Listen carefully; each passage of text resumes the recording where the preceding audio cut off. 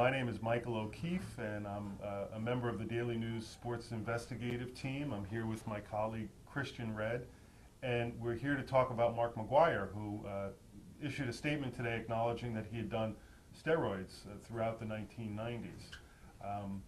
We reported on this story in 2005, right before the infamous congressional hearing, when Mark said that he was not there to talk about the past. And it really was the result of a lot of hustle and a lot of shoe leather journalism on our part. Christian especially really developed some sources that were, really helpful for us, and really I think helped the world know what happened in baseball and in sports during the 1990s in terms of performance-enhancing drugs. Do you want to talk a little bit about? It's interesting. Everybody knows about, of course, about the Balco investigation and Barry Bonds and all the names in sports that came up tied to performance-enhancing drugs, but really the investigation that kind of kick-started this whole process was one called Operation Equine, and that's an investigation that came up in our reporting in 2005. Of course, the investigation itself started in the late 80s and extended into the early 90s. It was done by two now retired FBI agents, Greg Stayskull and Bill Randall. And of course, their intent was to hopefully convict traffickers, dealers, not anyone that was using. But during the course of that investigation, it was almost 4 years long.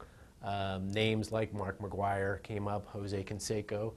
And during our reporting in 2005, as Mike mentioned right before the congressional hearing, we had two FBI sources that confirmed a man named Curtis Winslow dealt steroids, very powerful steroids, if I recall correctly, to Mark McGwire at the early part of his career. And as Mike mentioned today, he admitted that he was using throughout his storied career, and that calls into question a lot of things that will happen from here on out, whether or not it will affect Mark's admission into Cooperstown, if that will change the way voters think, but certainly an interesting and explosive development.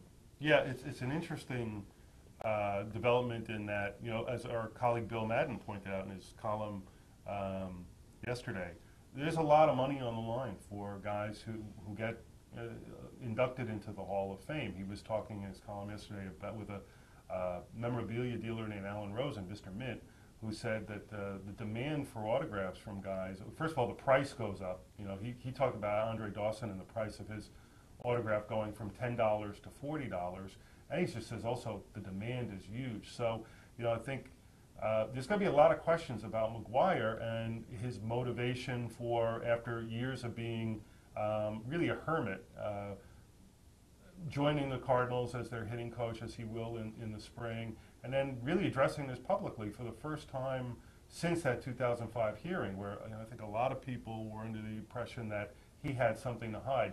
Now he's coming forth and saying, I don't want to hide anymore, I don't have anything to hide anymore, I want to talk about this. So it's a very interesting development, no doubt. It is, and McGwire has already been on the ballot for Hall of Fame consideration 3 years. He's fallen well short of being elected. You need at least 75% of the vote. He's only garnered about less 21, 23. Yeah, 21, yeah. Around less than 25% in each of the 3 years he's appeared on the ballot. So whether or not that will sway voters differently, it remains to be seen. But interestingly, Stayskull, the retired FBI agent, told me just now that if he's admitting to using these drugs and that aided his performance, how will that sway or not sway voters? If they know that he did use, maybe that will work against him. Maybe they'll think, well, he was aided in his home run efforts each year or each season. I think that record is tainted, so therefore I'm not going to vote for him. It remains to be seen.